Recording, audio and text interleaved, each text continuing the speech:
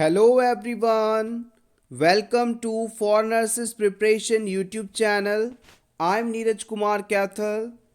Today is 18th December 2021 and today's important nursing points are: first point, asthma wheezing sound. किसी भी asthmatic patient में जब वो inhalation करता है तो उसकी इन्हेलेशन के दौरान एक साउंड हमें सुनाई देता है जिसे आप व्हीजिंग साउंड या विस्लिंग साउंड के नाम से जानते हैं। ये सुनने में एक सीटी की तरह की आवाज़ होती है और इस साउंड की प्रेजेंस अस्थमा को बताती है। Next point, hypoxia, lack of oxygen in tissue. अगर किसी पर्सन के बॉडी टिश्यूज़ के अंदर ऑक्सीजन की मात्रा कम हो रही है तो इसे बताने के लिए हम हाइपोक्सिया टर्म का इस्तेमाल करते हैं। Next, hypoxemia, lack of oxygen in blood. अब गौर कीजिएगा, अगर किसी पर्सन की बॉडी में ब्लड में ऑक्सीजन की मात्रा कम हो रही है, ब्लड में ऑक्सीजन की मात्रा कम हो रही है तो इसे डिनोट करने के लिए हम हाइपोक्सीमिया शब्द का इस्तेमाल करेंगे। याद रखिएगा, जहाँ भी किसी भी शब्द के पीछे ईमिया लग जाए तो इसका मतलब है related to blood. So hypoxemia मतलब ऑक्सीजन की कमी ब्लड में और हाइपोक्सिया का मतलब है ऑक्सीजन की कमी टिश्यू में। Next point, pallor seen in anaemic patient. Anaemia के पेशेंट में जो स्किन होती है वो पैलर हो जाती है। पैलर शब्द का एग्जैक्ट मीनिंग होता है कलरलेस या वाइटिश होना। एनीमिक पेशेंट में जो स्किन होती है वो पैलर हो जाती है, यानी उसका जो कलर है वो हल्का हो जाता है, वाइटिश हो जाता है। Next point, spinal needle size 22 से 27 गॉज के बीच होता है। जब भी किसी पेशेंट में आपको सीएसएफ का सैंपल लेना होता है तो इसके लिए हम लंबर पंक्चर का प्रोसीजर इस्तेमाल करते हैं। लंबर पंक्चर करते समय जो निडल यूज़ की जाती है, जिसे आप स्पाइनल निडल के नाम से जानते हैं, उसका साइज होता है 22 से 27 gauge. Next, serum uric acid level increased in gout. Gout एक ऐसा डिजीज़ है जिसमें यूरिक एसिड का लेवल बढ़ने लगता है। यूरिक एसिड किससे बनता है हमारी बॉडी में? हमारी बॉडी में प्यूरिन की मेटाबॉलिज्म होती है और वो यूरिक एसिड में कन्वर्ट हो जाता है। प्यूरिन को ज़ैंथिन जो है यूरिक एसिड में कन्वर्ट करता है और ये यूरिक एसिड हमारे जॉइंट्स में जाकर डिपॉजिट होने लगता है और इसकी एक्सेस मात्रा गाउट नामक डिजीज़ को बताती है। गाउट से इम्पॉर्टेंट जो चीज़ पूछी जाती है वो है इसकी ड्रग के बारे में। अगर आपसे एग्जामिनर पूछता है कि गाउट में ड्रग ऑफ चॉइस क्या दी जाती है तो आप सिंपली बताएंगे एलुपोरिनॉल, एलुपुरिनॉल, ठीक है। और यदि आपसे पूछ लिया जाता है कि एक्यूट गाउट के अंदर कौन सी ड्रग ऑफ चॉइस होती है तो आप बताएंगे कॉलचिसिन। गौर करिएगा, क्रॉनिक गाउट के अंदर ड्रग ऑफ चॉइस है एलोपुरिनॉल और यदि एक्यूट गाउट है तो उसमें आप कॉलचिसिन देंगे। नेक्स्ट पॉइंट, हाइपोपॉन पस इन एंटीरियर चैम्बर और एक्वस ह्यूमर ऑफ आई। हमारे आईज के एंटीरियर चैम्बर में पस का कलेक्शन हो जाए या फिर एक्वस ह्यूमर में पस का कलेक्शन हो जाए तो ये कंडीशन हाइपोपियन के नाम से जानी जाती है।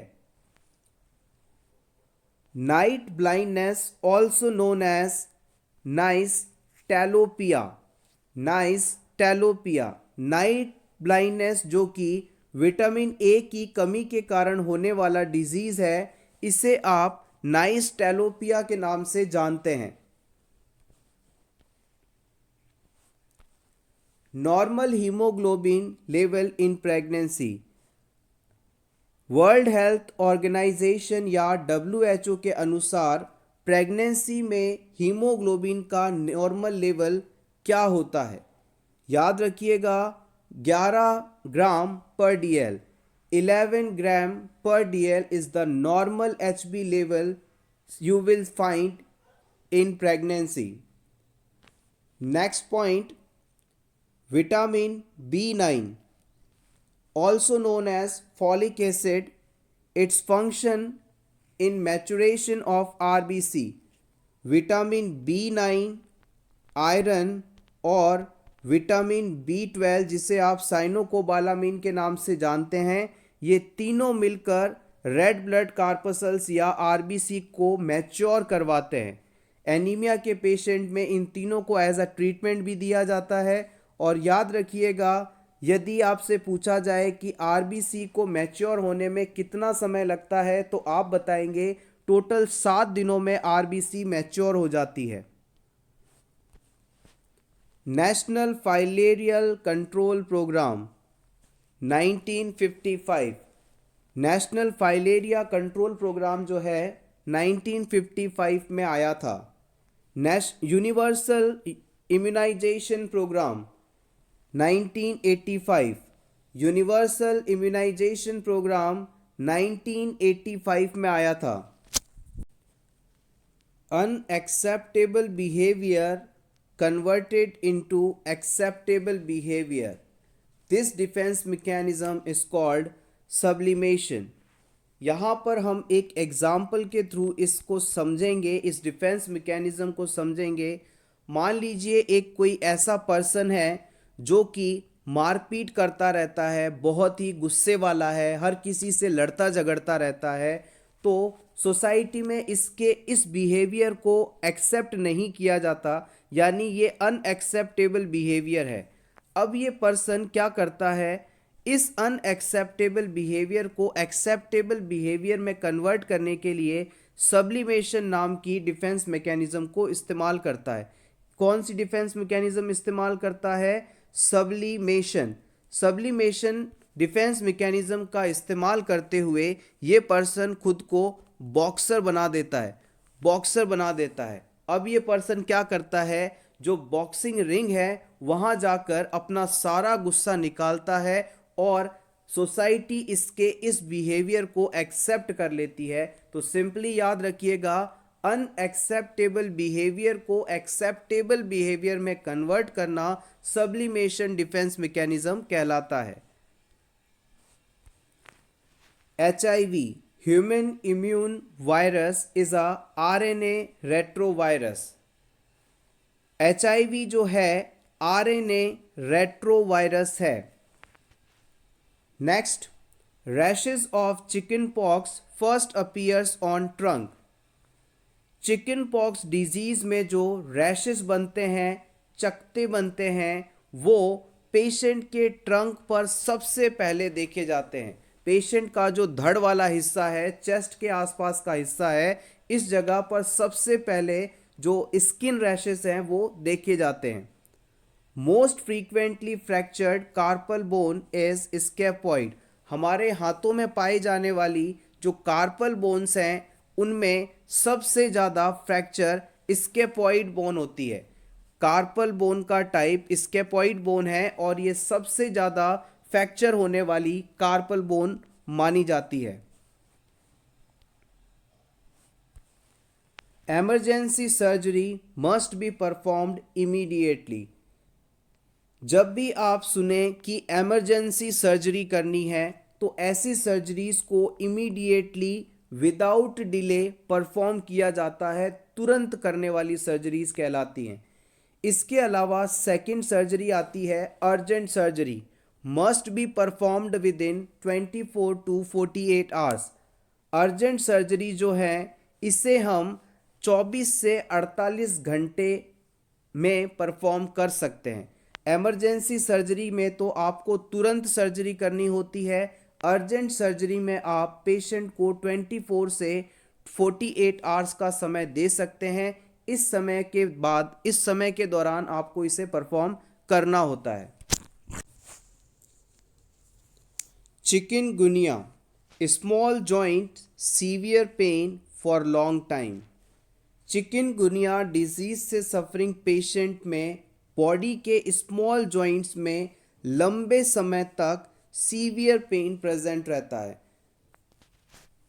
Semi Fowler's position for continuous feeding, अगर कोई हॉस्पिटल में ऐसा पेशेंट है जो कि नेज़ोगैस्ट्रिक फीडिंग पर है, नेज़ोगैस्ट्रिक ट्यूब से उसे फीड करवाया जा रहा है, तो इस पेशेंट को सेमी फॉवलर्स पोजीशन दी जाती है अगर उसे आप कंटिन्यूअस फीडिंग करवा रहे हैं।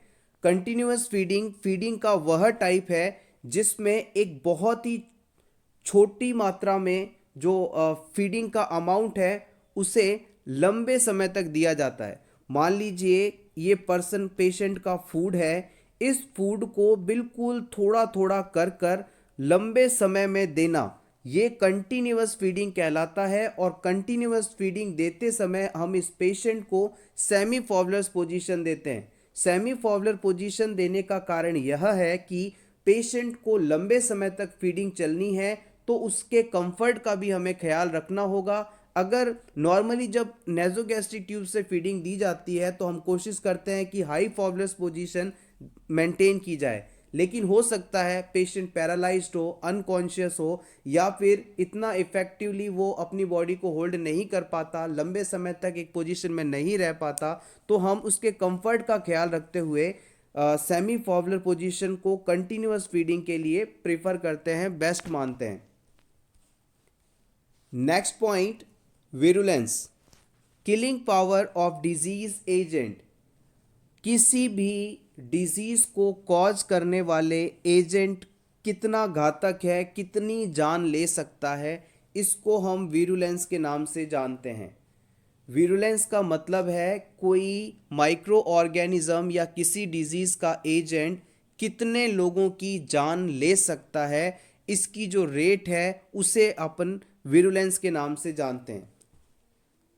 अगर आपसे पूछा जाए कि ऐसी किसी डिजीज़ के बारे में बताइए या डिजीज़ एजेंट के बारे में बताइए जो कि 100% विरुलेंस रखता हो, तो आप कहेंगे लाइसा वायरस।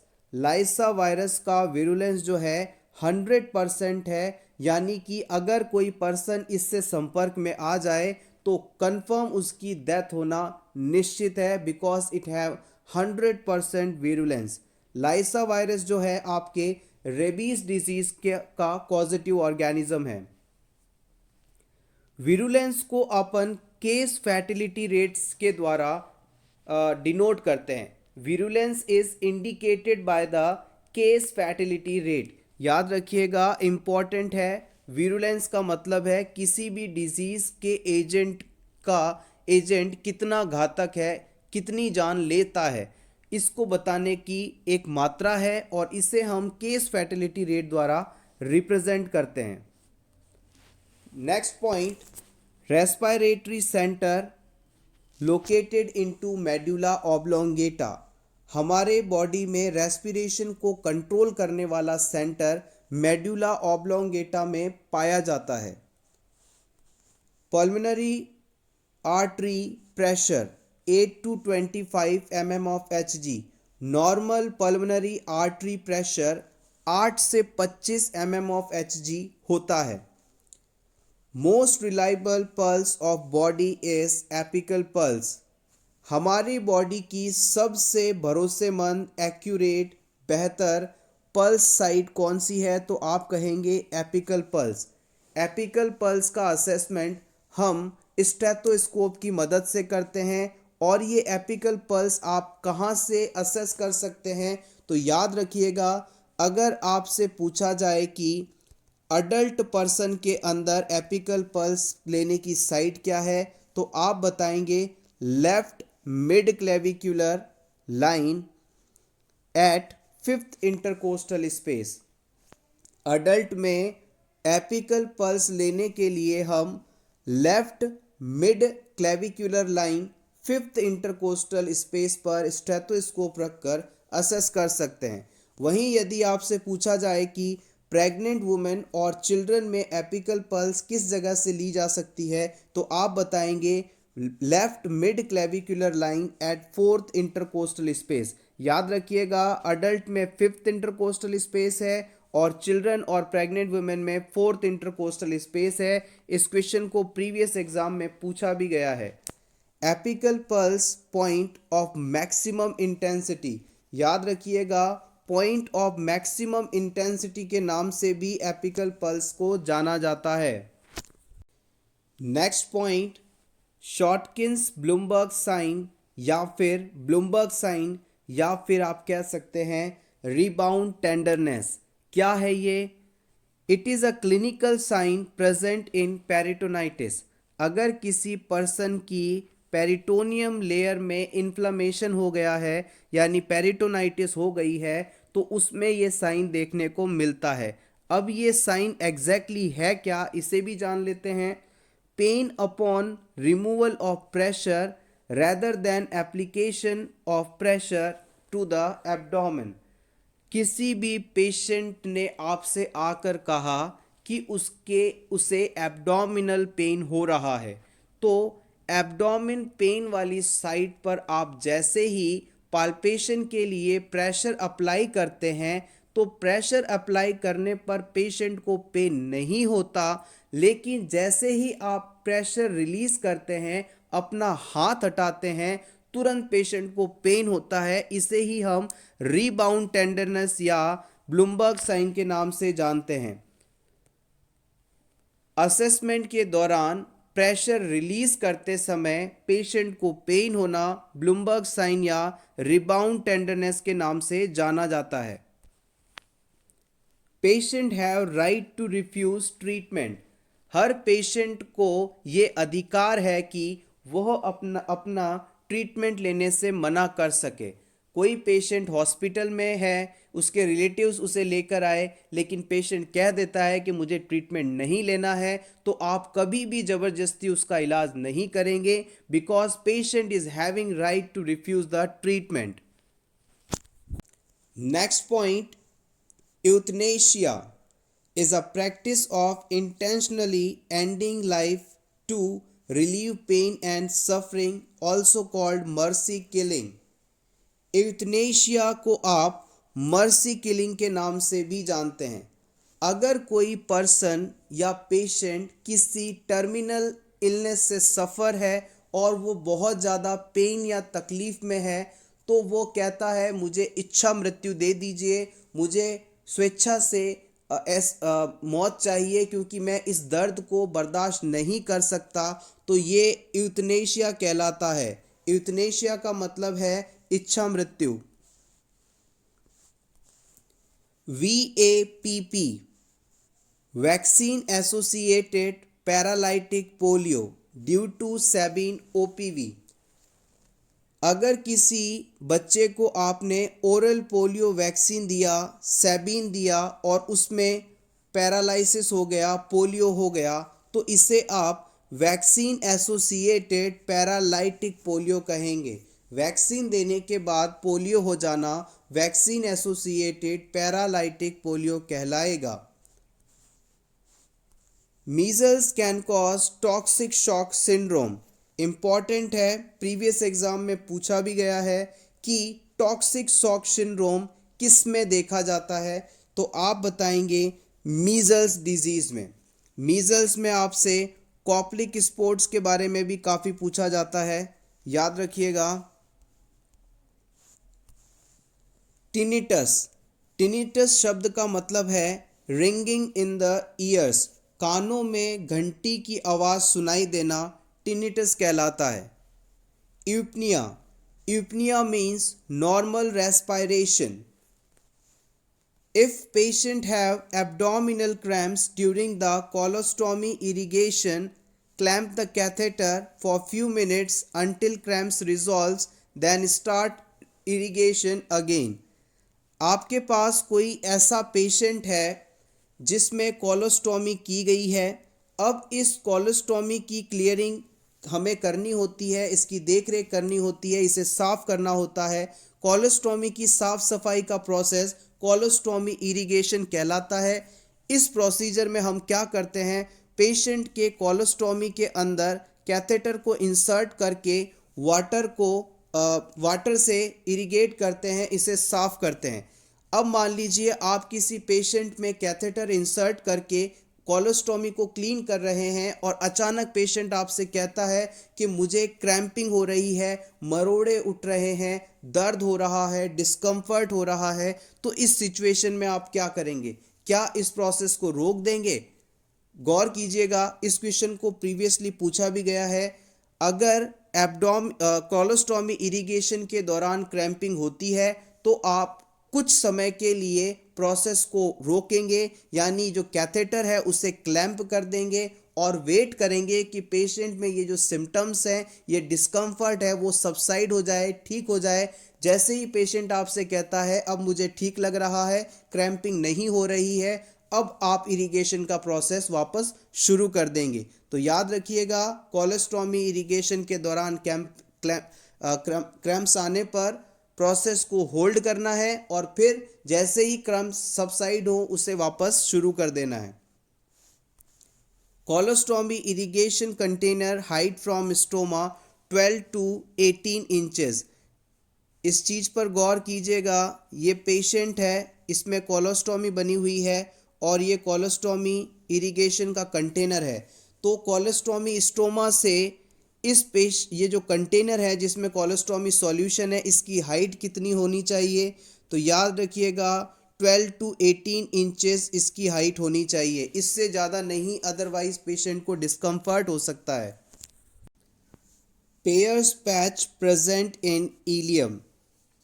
हमारी जो स्मॉल इंटेस्टाइन है उसमें 3 पार्ट्स हैं, ड्यूडेनम, जेजुनम और इलियम। जो पेयर्स पैच हैं वो स्मॉल इंटेस्टाइन के आखिरी हिस्से यानी इलियम में पाए जाते हैं। Normal portal Venus pressure 5 to 10 mmHg। Normal portal Venus pressure 5 से 10 mmHg के बीच होता है।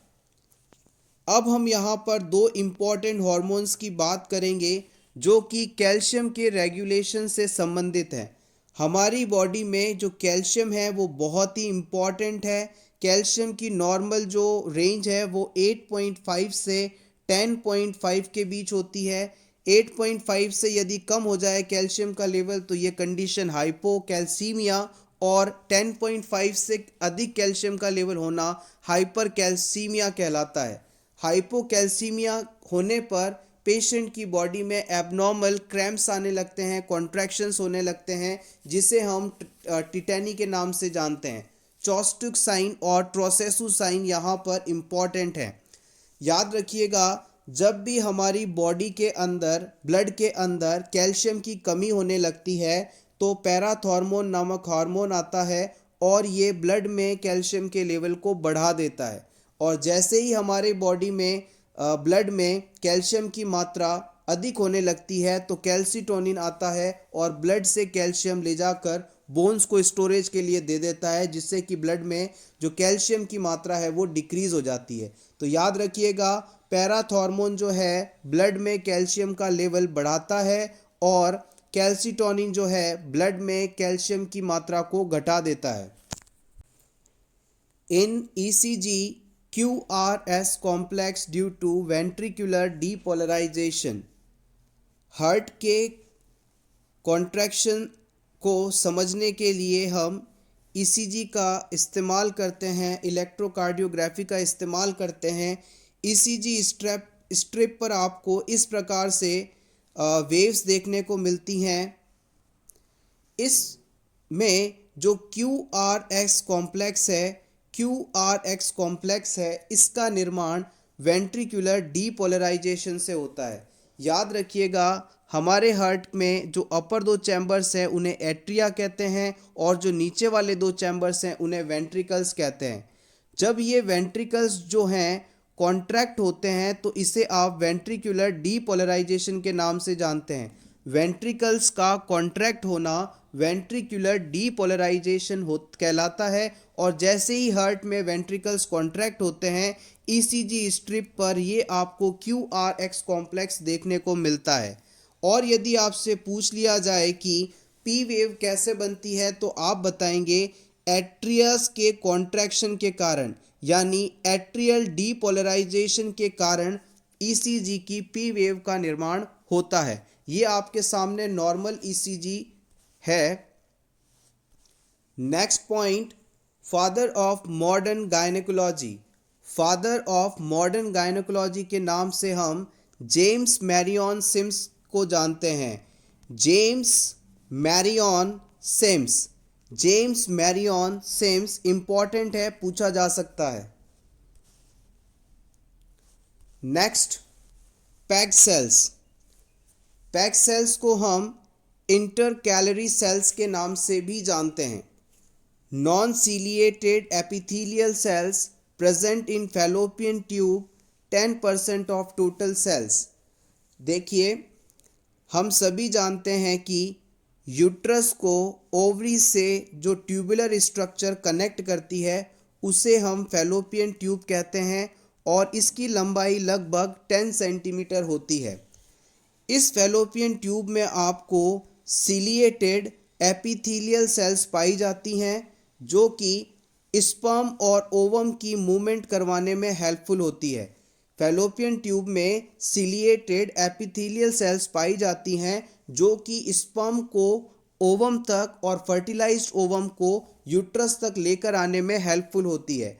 लेकिन इस फैलोपियन ट्यूब में जो 10% सेल्स हैं वो स्पेशल सेल्स होती हैं, वो नॉन सीलिएटेड एपिथेलियल सेल्स होती हैं।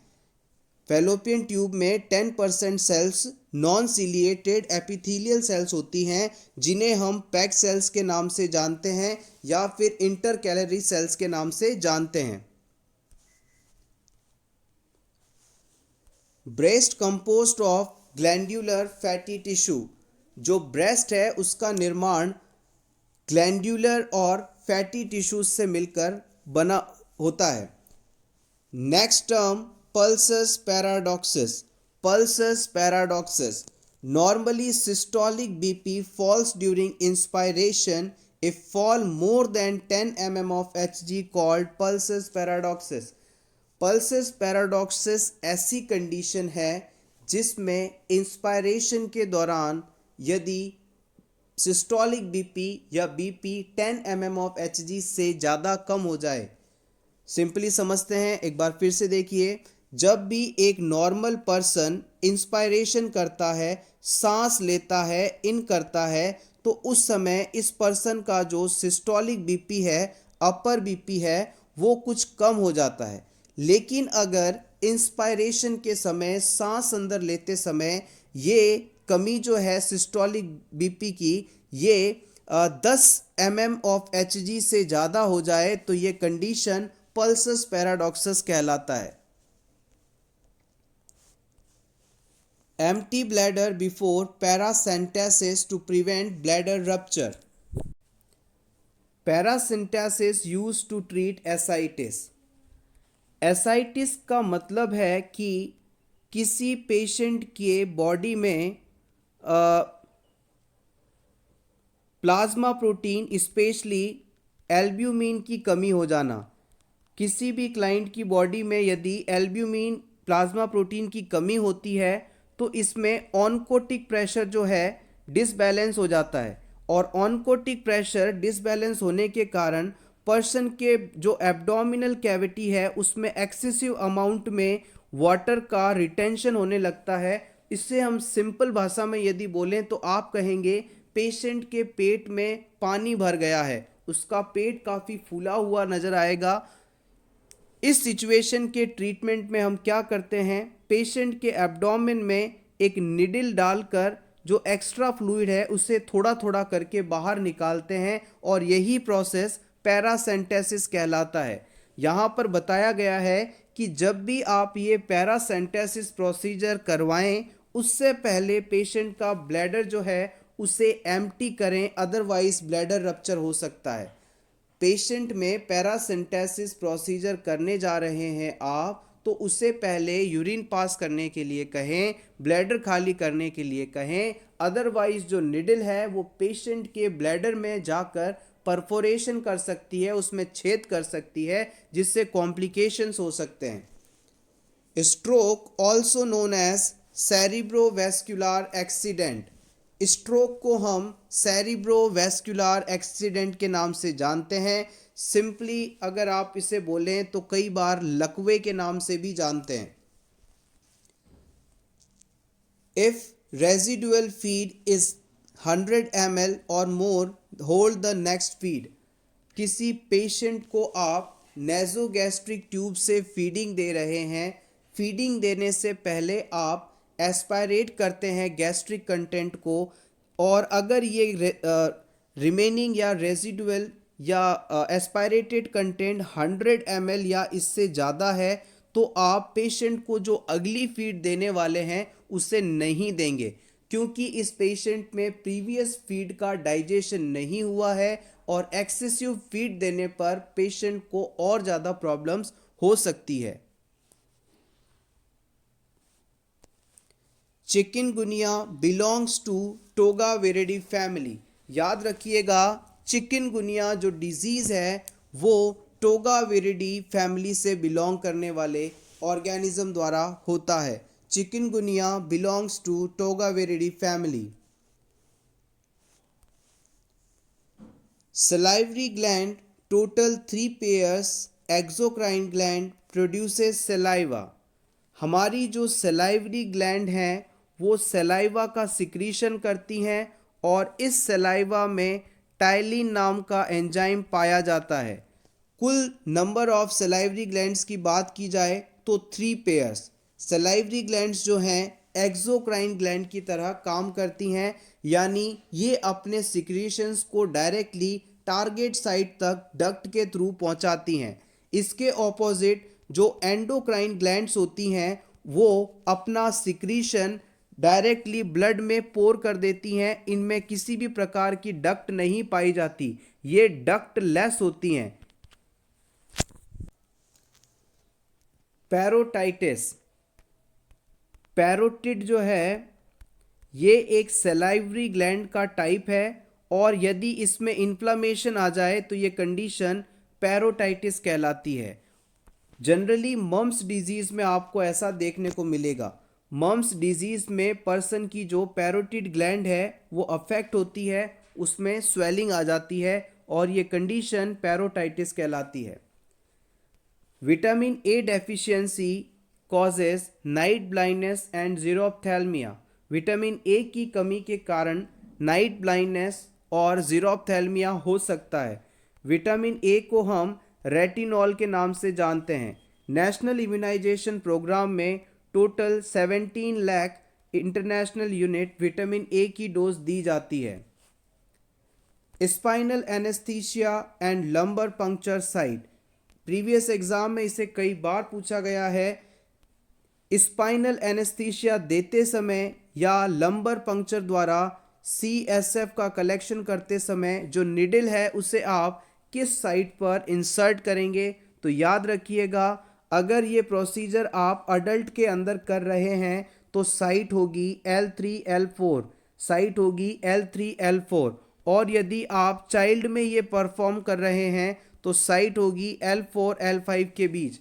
याद रखिएगा स्पाइनल एनेस्थीसिया या लंबर पंक्चर के दौरान अडल्ट में प्रोसीजर यदि किया जा रहा है तो साइट होगी L3L4 और चाइल्ड में ये होगी L4L5 के बीच। आप चाहें तो स्क्रीनशॉट ले सकते हैं, इंपॉर्टेंट है। Next point, nasogastric tube insertion high Fowler's position. जब भी हम एनजी ट्यूब पेशेंट में लगाते हैं तो उसे बिल्कुल सीधा बैठाया जाता है, यानी हाई फॉवलस पोजीशन दी जाती है। हाई फॉवलस पोजीशन का मतलब है उसकी जो कमर है बिल्कुल स्ट्रेट 90 डिग्री रहनी चाहिए ताकि हम इजीली उसके नोज़ के थ्रू नेजोगैस्ट्रिक ट्यूब को स्टमक तक पहुंचा सकें। फ्रेंड्स, अगर आपको आज की ये क्लास अच्छी लग रही हो तो प्लीज़ वीडियो को लाइक कर दीजिएगा। Thank you so much. Next point ERCP। ERCP का फुल फॉर्म है एंडोस्कोपिक रेट्रोग्रेड कोलेंजियो पैंक्रिएटोग्राफी। एक बार फिर से, एंडोस्कोपिक रेट्रोग्रेड कोलेंजियो पैंक्रिएटोग्राफी। आइए जानते हैं ERCP क्या है और इसका इस्तेमाल किस जगह किया जाता है।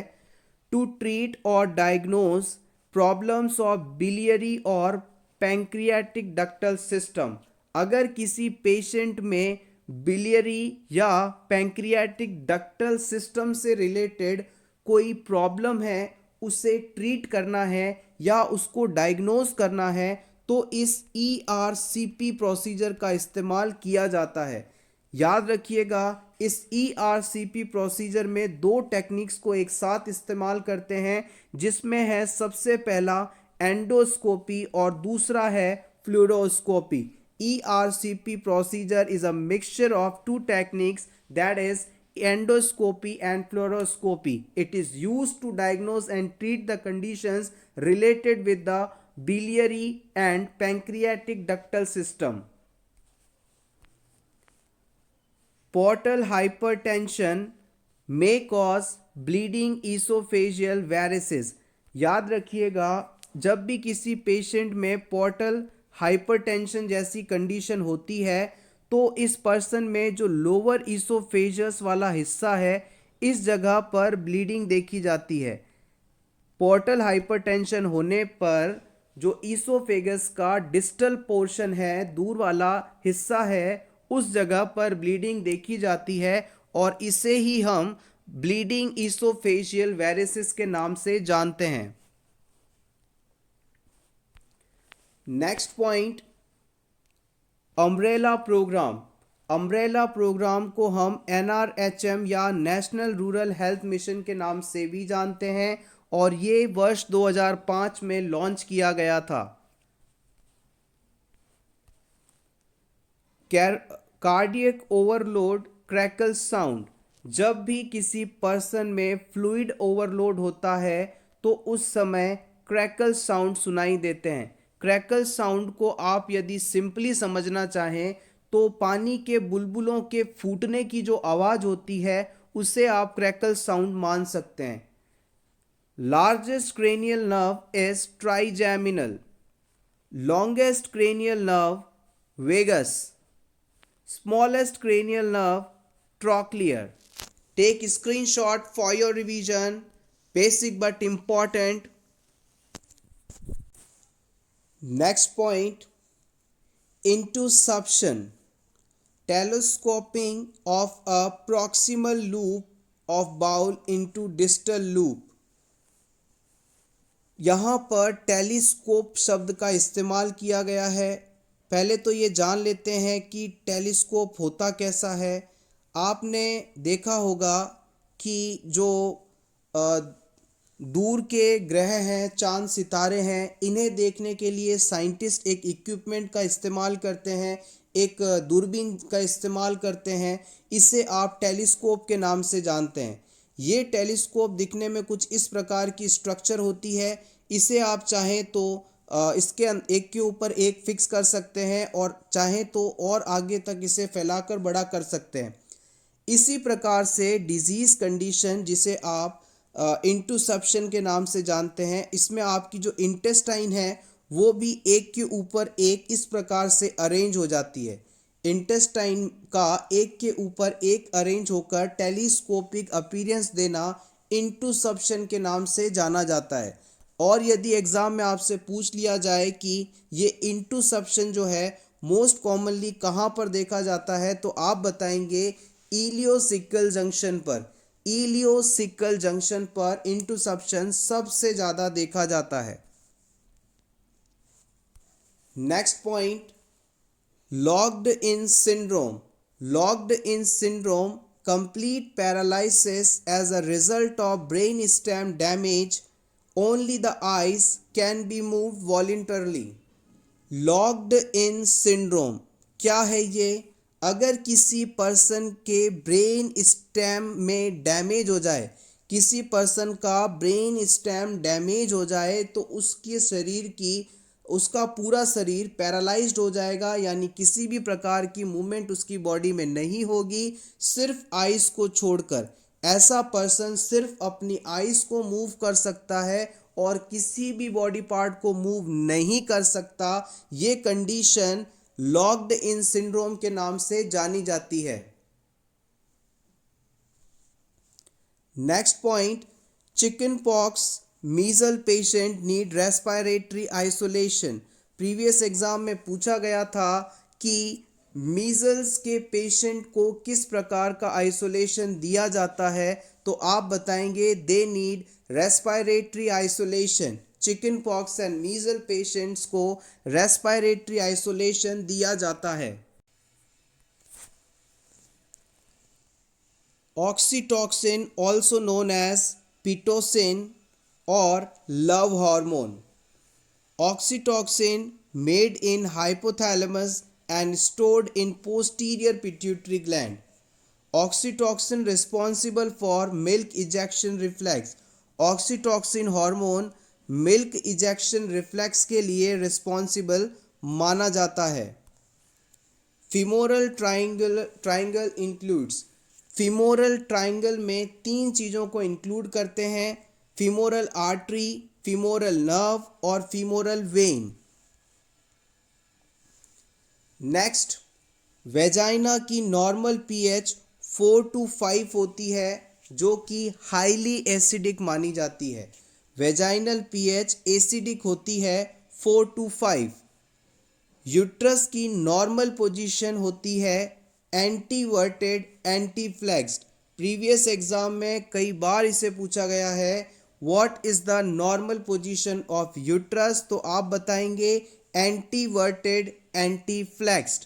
एंटीवर्टेड का एंगल यदि आपसे पूछ लें तो ये होता है 90 डिग्री, और एंटी फ्लेक्स्ड का एंगल यदि आपसे पूछें तो ये होता है 170 degree. Uterus with depression at fundus called arcuate uterus. देखिए, नॉर्मली जो यूट्रस होता है वो कुछ इस प्रकार से बनी स्ट्रक्चर होती है। This is the fundus part. Uterus का ये फंडस पार्ट यदि इस प्रकार से उभरा हुआ है तो ये नॉर्मल है, और यदि किसी वुमेन के यूट्रस में यदि इस प्रकार का डिप्रेशन देखा जाए तो ये कंडीशन जो है, ये यूट्रस जो है ये आर्क्यूएट यूट्रस कहलाता है। यानी यूट्रस का जो फंडस वाला हिस्सा है उसमें डिप्रेशन होना, कर्वेचर का बनना आर्क्यूएट यूट्रस कहलाता है। Uterine pacemaker location कॉर्नुआ of uterus और ट्यूबल ऑस्टिया। जैसे हमारे हार्ट में ऐसे नोड पाया जाता है जिसका काम होता है यूट्रस हार्ट में कॉन्ट्रैक्शंस करवाना, उसी प्रकार यूट्रस के अंदर भी कॉर्नुआ ऑफ यूट्रस में यूट्राइन पेसमेकर्स पाए जाते हैं। आइए इनकी लोकेशन को एग्जैक्टली जान लें। ये आपका यूट्रस है और ये आपकी फैलोपियन ट्यूब्स हैं। यूट्रस और फैलोपियन ट्यूब जहाँ पर कनेक्ट होती हैं, इन जगहों पर यूट्राइन पेसमेकर्स पाए जाते हैं, और इनका काम है लेबर के दौरान यूट्रस में कॉन्ट्रैक्शंस करवाना ताकि इजीली डिलीवरी हो सके। कॉर्नुआ ऑफ यूट्रस को कई बार ट्यूबल ऑस्टिया के नाम से भी दिया जाता है। Insulin pump is used to infuse continuous insulin into selected subcutaneous site, commonly abdomen.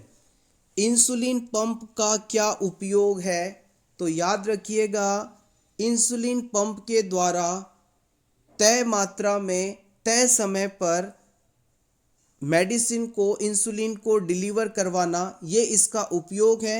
और जनरली इसके द्वारा जो इंसुलिन की कॉमन साइट है एब्डोमेन, वहाँ पर इंसुलिन डिलीवर करवाया जाता है। Normal body temperature 37 degree centigrade या 98.6 डिग्री फ़ारेनहाइट है। आरबीसी का लाइफ स्पैन अडल्ट में 120 डेज और फीटस में 80 डेज का माना जाता है।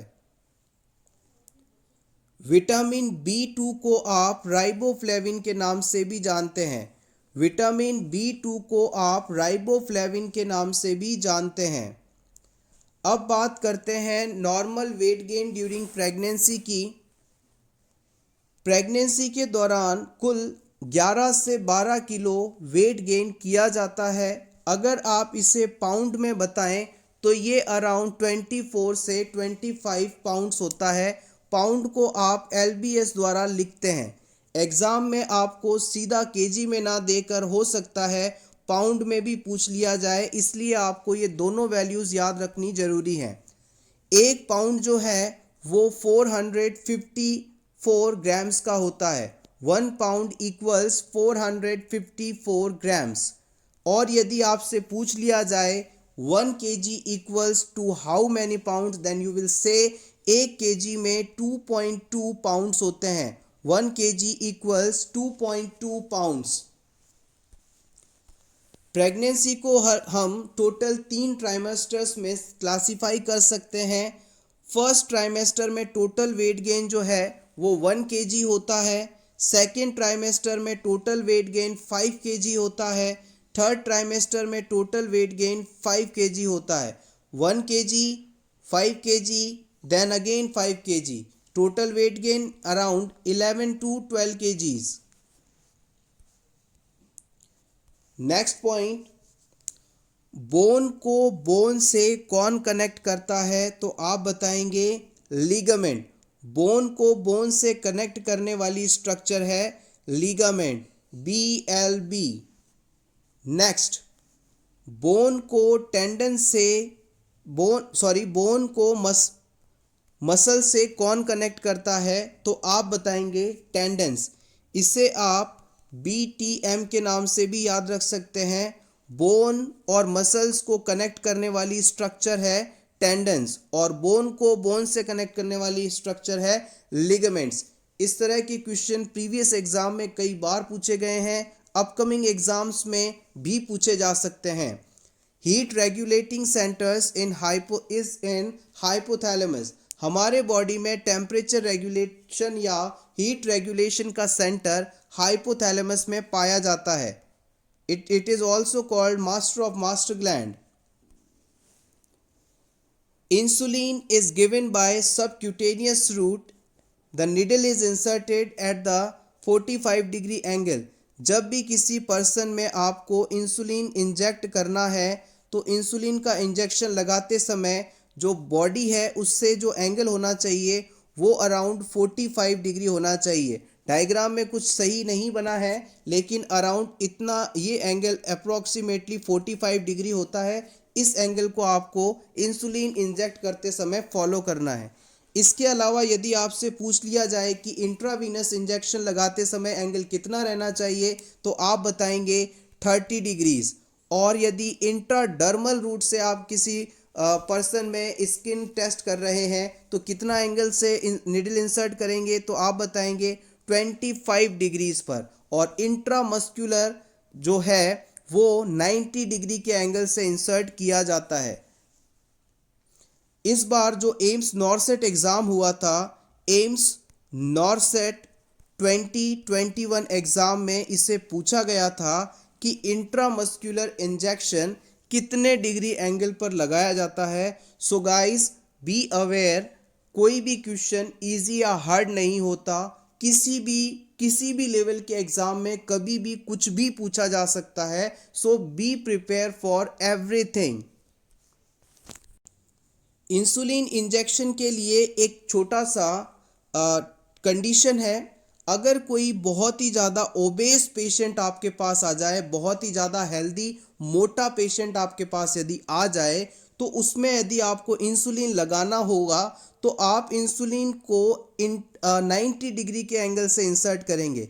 इंसुलिन निडल को आप 90 डिग्री एंगल से इंसर्ट करेंगे, क्योंकि अगर आप 45 डिग्री का एंगल फॉलो करेंगे तो वो जो मेडिसिन है वो सबक्यूटेनियस टिश्यूज़ में नहीं पहुंच पाएगी, क्योंकि उसकी बॉडी में फैट काफ़ी ज़्यादा है। इसलिए सबक्यूटेनियस टिश्यूज़ तक पहुंचने के लिए आपको 90 डिग्री एंगल से इंसुलिन सिरिंज को इंसर्ट करना होगा। मोस्ट कॉमन इंसुलिन साइट होता है अराउंड अम्बिलिकस। पेशेंट की नाभि के आसपास का जो हिस्सा है इस जगह पर हम प्रीफर करते हैं इंसुलिन को लगाना। और पेशेंट को कभी भी एक ही जगह पर लगातार इंसुलिन नहीं लेना चाहिए, क्योंकि इससे लिपोडिस्ट्रोफी नामक स्किन कंडीशन हो सकती है। Next, to identify abdominal area for tenderness and swelling, first use light palpation. अगर किसी क्लाइंट में आपको एब्डोमिनल असेसमेंट करना है, स्पेशली टेंडरनेस और स्वेलिंग का पता करने के लिए, तो सबसे पहले आप लाइट पाल्पेशन करेंगे। और लाइट पाल्पेशन के दौरान आप पेशेंट के एब्डोमेन को 1 सेंटीमीटर तक प्रेस कर सकते हैं। इसके बाद दूसरी टर्म होती है डीप पाल्पेशन, जिसमें आप 3 सेंटीमीटर्स तक पेशेंट के एब्डोमेन को प्रेस कर सकते हैं। Most common pulse site in adult during CPR is carotid artery. जब भी किसी अडल्ट पर्सन में आप कार्डियोपल्मोनरी रिसस्टिटेशन कर रहे हैं, तो इस पेशेंट में पल्स को असेस करने के लिए, पल्स को चेक करने के लिए सबसे ज़्यादा कैरोटिड आर्टरी को यूज़ किया जाता है। और याद रखिएगा, कैरोटिड आर्टरी का असेसमेंट 10 सेकंड से ज़्यादा नहीं करना है आपको। हो सके तो 10 सेकंड या इससे कम समय तक ही असेस कीजिएगा। Adult daily calcium requirement 400 to 500 mg। एक अडल्ट पर्सन को प्रतिदिन 400 से 500 mg कैल्शियम की आवश्यकता होती है। Vitamin D is essential for absorption of calcium. याद रखिएगा, विटामिन डी के बिना आपकी इंटेस्टाइन से कैल्शियम एब्जॉर्ब नहीं हो सकता। So vitamin D is essential for calcium absorption. World Cancer Day हर साल 4 फरवरी को मनाया जाता है। World Health Day every year 7 April. World Health Day हर साल 7 अप्रैल को मनाया जाता है। Next, iron storage form. यदि आपसे पूछ लिया जाए कि हमारी बॉडी में आयरन जो है किस रूप में स्टोर होता है, तो आप बताएंगे फेरेटिन के रूप में। Excuse me. आयरन का एब्जॉर्प्शन फेरेटिन के रूप में होता है, इसीलिए जो आयरन का टेस्ट करवाया जाता है उसमें सीरम फेरेटिन लेवल को असेस करवाया जाता है। इसके अलावा यदि आपसे पूछ लिया जाए कि आपकी बॉडी में आयरन किस फॉर्म में ट्रांसपोर्ट होता है, तो आप बताएंगे ट्रांसफेरेटिन। ट्रांसफेरेटिन की फॉर्म में आयरन जो है वो ट्रांसपोर्ट होता है। स्टोरेज फॉर्म हो गया फेरेटिन, ट्रांसपोर्टेशन फॉर्म हो गया ट्रांसफेरेटिन। सो इस प्रकार से आप इसे याद रख सकते हैं। Thank you so much everyone. यदि आपको आज का वीडियो अच्छा लगा हो तो प्लीज़ वीडियो को लाइक कर दीजिएगा। इसी तरह के और वीडियोस देखने के लिए for nurses preparation YouTube channel को ज़रूर सब्सक्राइब करें और इस वीडियो को अपने फ्रेंड्स के साथ ज़रूर शेयर करें। Thank you so much once again and best of luck for your upcoming exam.